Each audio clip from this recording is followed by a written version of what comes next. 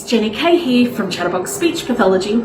So this week, I've had a few therapists talking to me about some of the questions the parents have been asking them. And this week's hot question is, my child gets a speech sound, but he's just being lazy and he won't do it in conversation. Well, let me tell you, there's probably a reason for that. And it's not because he's being lazy.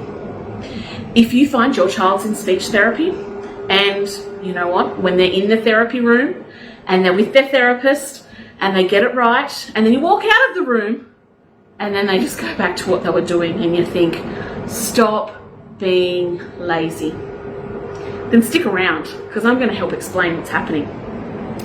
So, when it comes to working on your child's speech sound skills and some of their communication skills, there's a reason this is happening, and it's not because they're being lazy or because they're trying to frustrate you as a mum or annoy you, although it is annoying and I totally get it.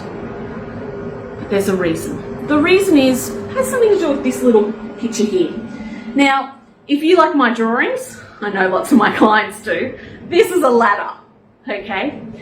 Often what happens in therapy, if we take a speech sound, we might, depending on what's happening for your child, we might first of all focus down here. So let's say your child is having difficulties pronouncing the S sound, the S sound that a snake makes, okay, like in sun. Now the first thing we're going to do is we're going to check that that child can actually say S. So we're going to say, can you say S? And they're going to go S. Now they could be changing it to Th and having a lisp. They could be changing it to a D sound, so sun becomes done. They could be doing something else fabulous, who knows, okay? First thing, we're just going to check really quickly that they can do that. Now that doesn't mean to say that we're going to expect them to do it in conversation, because what we need to do is work up the hierarchy. And that hierarchy is going to change a little bit depending on what your child is doing, okay? Now, generally what we're going to try and do is to check that they can pronounce that sound followed by a syllable. So that might be something like C. But we're going to do it in the middle of a word and at the end of a word as well, okay?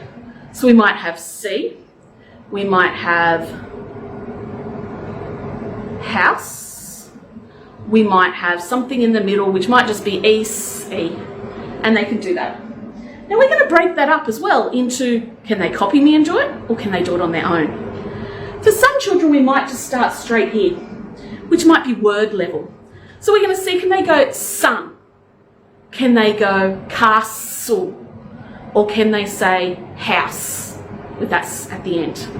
And we might break it up into, can they copy me? Or can they do it on their own? So that's here, that word level, okay? And sometimes we might start there, depending on what error your child is doing, whether it's an articulation error or a phonological one, okay? And that's a whole nother story we're going to focus on. But then what we're going to do is we're going to keep, now so your children might do therapy in the session with lots of words and they're getting it right and you're like, yes, I've got it. And then you walk out of the session and they say, oh, Mum, it's so hot out here. Or actually they'd say, oh, Mum, it's so hot out here. Look at the done. And you're like, you've just practiced saying sun 20 times in there. How come you can't get it? And that's because your child's gone from this word level up here, all the way up here to conversation, where they're not thinking about their speech sound production. They're just thinking about how they're communicating with you. Okay, and that's why it drops. So it's like for you, you can't go from this rung on the ladder and jump to the top one. You're going to fall down. And that's what your child's done. They've fallen back down. So we have to work at each step. The next one is we might put some of those targeted words in a short phrase. That's going to be here. Then longer sentences, and then finally, we should be getting up here to conversation. But until we get to conversation in our therapy sessions, we might find at home, when we're talking with you, Mum, or other people, we're not quite generalising that targeted sound in conversation. And that's because we have to go through each of these steps. Okay, and those steps might change a little bit depending on the diagnosis of your child the therapy approach that's being taken, but generally it's an approximation like this. Okay? So, if you have those concerns that your child could get the sound in therapy, but then as soon as you take them away from therapy, they're just being lazy, hopefully that helps explain what's happening for your child. If you've got friends that have noticed the same thing with their child, share this video so that they can help to understand what's going on for their child.